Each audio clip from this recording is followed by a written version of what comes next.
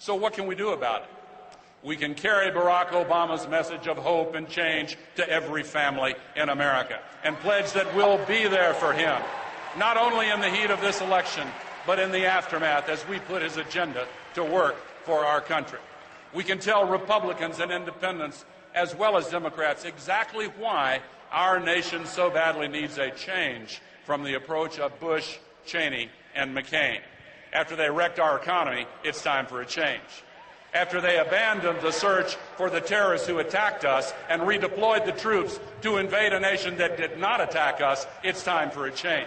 After they abandoned the principle first laid down by General George Washington when he prohibited the torture of captives because it would bring, in his words, shame, disgrace, and ruin to our nation, it's time for a change.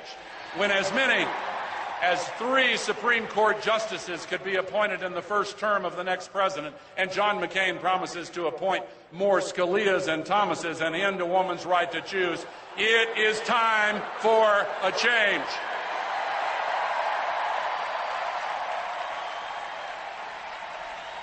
Many people have been waiting for some sign that our country is ready for such a change. How will we know when it's beginning to take hold? I think we might recognize it as a sign of such change if we saw millions of young people getting involved for the first time in the political process. This election is actually not close at all among younger voters. You are responding in unprecedented numbers to Barack Obama's message of change and hope. You recognize that he represents a clean break from the politics of partisanship and bitter division. You understand that the politics of the past are exhausted, and you're tired. We're all tired of appeals based on fear. You know that America is capable of better than what we have seen in recent years, and you're hungry for a new politics based on bipartisan respect for the ageless principles embodied in the United States Constitution.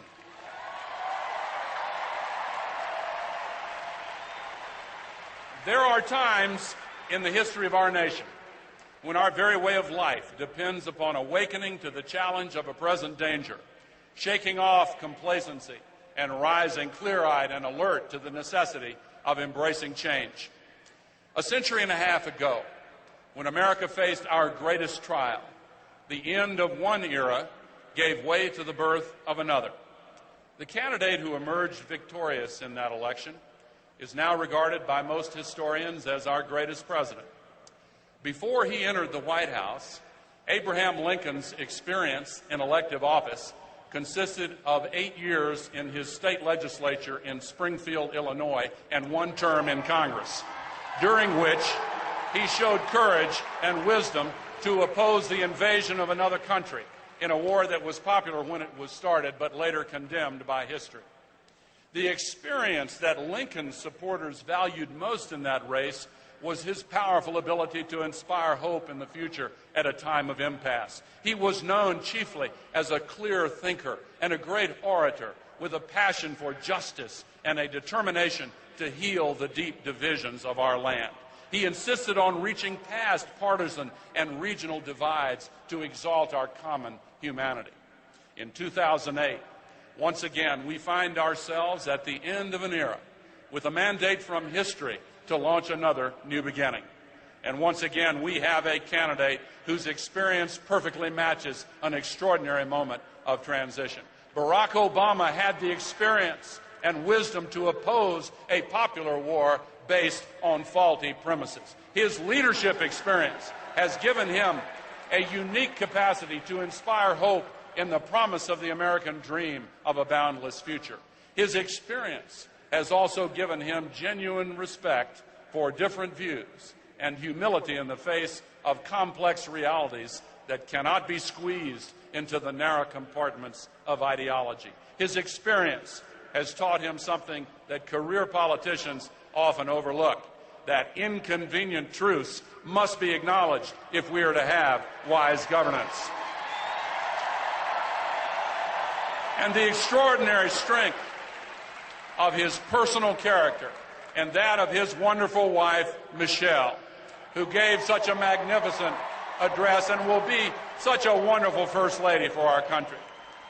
Their strength of character is grounded in the strengths of the American community. Barack Obama's vision and his voice represent the best of America. His life experience embodies the essence of our motto, E pluribus unum, out of many, one. That is the linking identity at the other end of all the hyphens that pervade our modern political culture. It is that common American identity which Barack Obama exemplifies heart and soul, that enables us as Americans to speak with moral authority to all of the peoples of the world, to inspire hope that we as human beings can transcend our limitations to redeem the promise of human freedom. Late this evening, our convention will end with a benediction. As we bow in reverence, remember the words of the old proverb, when you pray, move your feet. And then let us leave here tonight and take that message of hope from Denver to every corner of our land and do everything we can to serve our nation, our world, and our children and their future by electing Barack Obama, President of the United States of America.